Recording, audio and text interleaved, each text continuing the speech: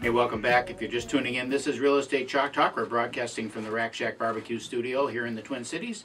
I'm Keith Hittner Sr. in the studio with Keith Hittner Jr. And you can reach us at 612-627-8000. This is the last segment of the first hour. Have been spelunking with Eric Everson with Action Moving.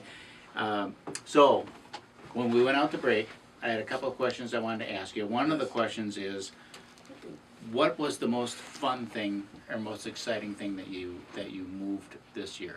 Well, when thinking back in the past year over the break here, I was thinking, what was the coolest thing? I had a gentleman out in the Minnetonka area who I did a survey for, standard household. And then you walk out and he had like a detached guest house, if you will. We walk in there and here it's a studio, and he's into music and whatever. And some of the things that were on the walls there, Jerry Garcia signed guitars. There was one specific I remember that was smashed, and it was from a Motley Crue concert that Nikki Sixx had actually smashed on the stage. Really? And threw in the crowd. And he scrambled and got it. And he got him to sign it after the show. Oh, that's cool. just cool stuff like that. Yeah. No dinosaurs this year, huh? We've had some. I wasn't personally involved with those, but yeah, we're doing a traveling exhibit for dinosaurs. I forget what it's called offhand though. Yeah. Cool. What do you see trending? Anything that's trending in terms of moves? They seem to be getting bigger. It's like some of the bigger homes are starting to move again. Okay. That's one thing that I've really noticed. And then, in the past, I guess with the real estate market as it was, people were having to move quick. Whenever they could sell their houses, they would do it and move. And that seems to have carried into the current market. So although homes seem like they're selling quicker or more common, it seems like the lead times really still So short. you guys have less notice. Yes. Does that make a scheduling issue for you? It just makes it tougher altogether because we want to get out and see it. Yeah. We need to provide them an estimate and give them time to think about it and what they're moving and not moving.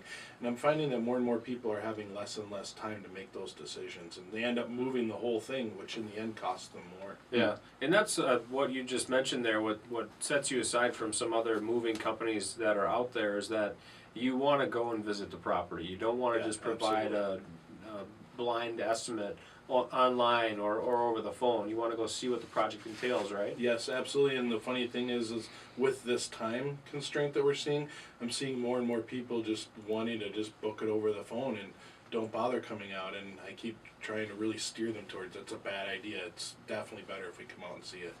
Tell us a little bit about military moves. Last time you were on the show and you mentioned military moves. Tell us about that. Yeah, well, there's some real big movement right now with the military moves. There's a system that the military has built up that divvies out the moves, and Atlas Van Lines, which we're an agent for, has really made some big moves there. There's a group out of Florida called Total Military Management, and we've been working with them for some time. Well, now they are handling all of the military moves as far as the coordination of them. So they handle that coordination side. We handle the logistics side. Right. We get them moved in. We've really seen a higher volume of military moves as a result of that. So for you, is that an international move or is it a stateside or all what? of the above. All of the we above. have seen an absolute ton of international military this last year. How about in terms of your Minnesota business? Talk about local moves, like cross town versus, from here to Texas. Well, the local moves, it's funny, it's still really strong. We usually see a pretty good drop-off in December leading into the holidays, and it's still very strong. I'm amazed at the number of local moves we are doing between Christmas and New Year's. I usually don't see it that way. So. Yeah, interesting. Yeah, it's been pretty interesting, but, the weather's been okay. I mean, granted, pretty mild. Cruddy, but, you're not 3 feet of snow, so. Right. Obviously, fuel costs are a big part of your business, and you guys keep an eye on that. With fuel costs coming down, and you're happy to see that. Yes. But I'm curious now, when you have a move, you see these, moving companies and their trucks are all over the country. But you can't drive down a freeway, you don't see a moving company truck. So you pick up a household here in Minnesota and you move it to Dallas.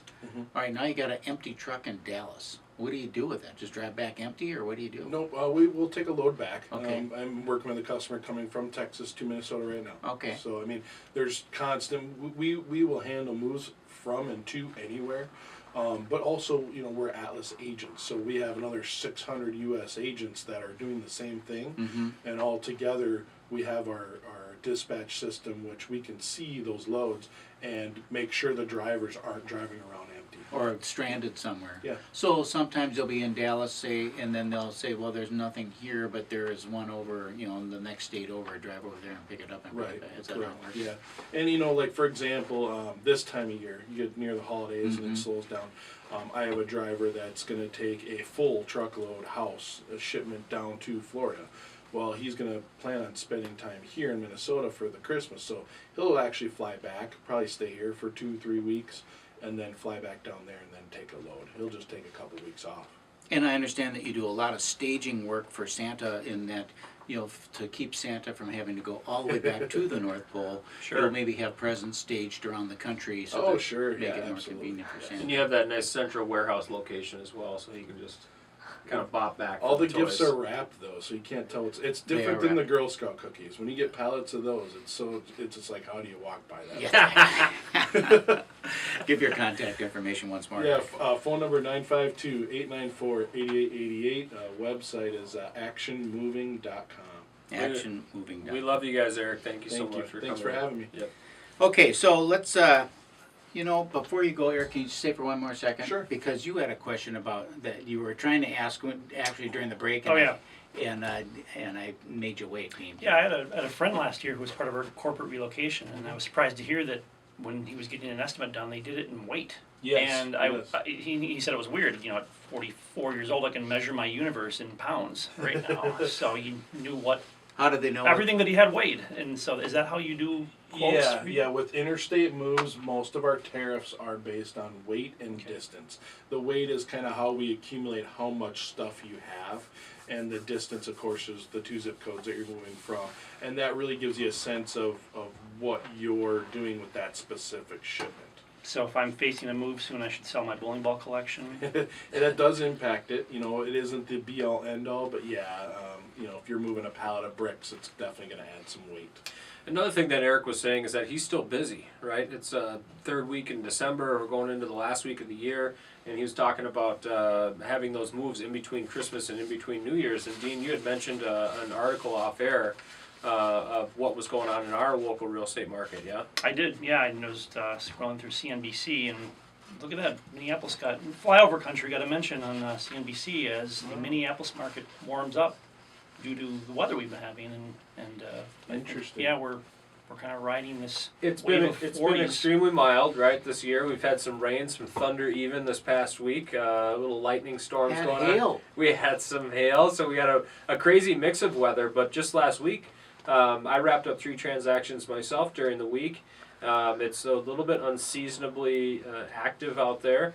A lot of activity. If you're putting a listing on the market right now, you're going to definitely stand out, because their inventory tends to drop, and it has dropped even more so than we've seen over the last couple of years, as inventory levels have been low. With an unseasonably active real estate market, with unseasonably warmer weather, with less snow, it's kept guys like Eric with Action Moving busier, buyers agents and sellers agents alike busier.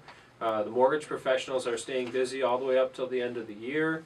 Even with the interest rate hikes that we saw from the Fed, it hasn't impacted the mortgage interest rates, but we'll see that. In 2016, we'll definitely see the mortgage interest rates start to creep up as the Fed continues to talk about increasing those rates in next year as well. So it'll be interesting to see how long the weather stays mild. We'll get ours, won't we? Yes, we will. It's coming. Well, it's coming now. The temperature starts dropping, and Yep. and, Yeah, when the rain can't stay rain any Exactly. longer. And as soon as it's 10 degrees and you're in 3 feet of snow and your real estate agent's fumbling with keys at a front door to get you Yeah. into this house, then it gets real quick. Yep. It's our fault that the market slows down. Exactly. Most buyers tend to want to snuggle into, and we see it with restaurants that we own as well, the traffic in general tends to drop off. And in January, people are a little jaded about spending money. They've spent a lot of money over the holidays. And so you see traffic in general to retail outfits, people that had temporary jobs get laid off during that time as well. So they're back to work, looking for work. And so we see just an overall change. And then again, after Super Bowl typically, and some folks over the last couple of years might even say after the Final Four, after the March Madness is over. Depending on the weather again. Depending on the weather again, which is where our real estate market will pick up. This last week I wrote a contract with some folks, contingent offer, and we actually gave ourselves, usually you put a date when you're going to list that property. Right. We give ourselves a pretty big range, and we're going to play the weather. We're going to see kind of how it's going to go and how they're ready to put the house on the market, and we'll have a good range of time for us to do that over a course of a month. So it was a little strategy that we used just to play that weather, and weather has a huge impact on us in the Midwest. So no question the real estate market has remained hot all the way through the year. Again, this is the last show of the year. This is the last segment of the first hour of Real Estate Chalk Talk. You can hop online at realestatechalktalk.com, realestatechalktalk.com. There you can search for properties, check your home value, or connect with our mortgage gurus at realestatechalktalk.com. And don't forget, we have one more hour of the show, so tune in after the break and give us a call, 612-627-8000. That's 612-627-8000. We'll be right back. Money, it's a gas.